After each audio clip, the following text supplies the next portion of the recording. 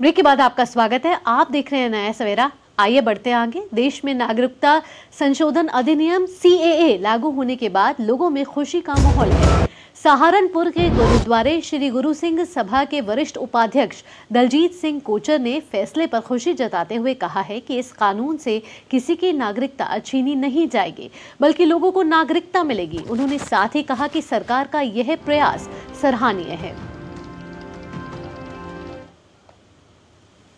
CAA के बारे में जो भ्रांतियां लोगों के बीच में हैं, ऐसा कुछ है नहीं। CAA केवल और केवल पाकिस्तान, बांग्लादेश और अफ़गानिस्तान में जो माइनॉरिटीज़ लोग रहते हैं उनको यहाँ पर नागरिकता देने के लिए इंडिया के अंदर जो सन 2014 से पहले यहाँ रह रहे हैं उनको नागरिकता देने के लिए ये कानून है। इस कानून के तहत किसी की भी कोई नागरिकता छीनी नहीं जा रही, बल्कि जो माइनॉरिटीज़ के लोग इन 3 देशों में रहते हैं उनको नागरिकता देने जा रही है भारत सरकार। CAA पर पादरी नितिन कुमार रॉबिन्सन ने कहा है कि सरकार के फैसले का हम स्वागत करते हैं। उन्होंने कानून से लाभान्वित होने वाले लोगों को बधाई भी दी। मसीही समाज इसका स्वागत करता है।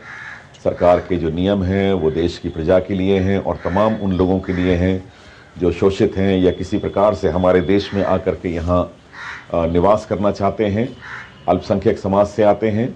और सरकार ने अगर ये फैसला किया है तो हम उसका तहे दिल से स्वागत भी करते हैं और शुभकामनाएं देते हैं तमाम लोगों को जो अलग अलग स्थानों से आकर के इस देश में रहेंगे, ताकि उन्हें सुरक्षा का और एक अच्छे माहौल का सामना करना पड़े।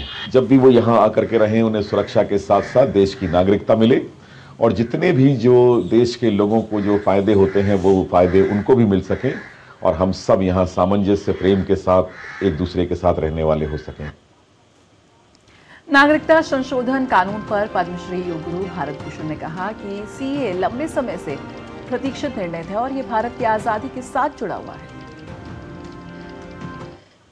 है। सिटीजनशिप अमेंडमेंट एक्ट एक बहुत समय से प्रतीक्षित निर्णय था, जिसका सच्ची बात तो ये है कि ये भारत की आज़ादी के साथ ही जुड़ा हुआ है, क्योंकि हमारा पूरा एक देश हुआ करता था और फिर अब ये जो लोग जाति पर आधारित, धर्म पर आधारित देशों का निर्माण हुआ और उसमें ख़ास तौर से पाकिस्तान, अफ़गानिस्तान, इधर म्यांमार, बांग्लादेश, ये सब हो गए, तो वो जो धार्मिक आज़ादी का और सब धर्मों को आगे बढ़ने का अधिकार, सर्वे भवन्तु सुखिनः यत्र विश्वम भवत्येक नीडम की जो हमारी परिकल्पना थी, उसको बहुत बड़ा धक्का लगा।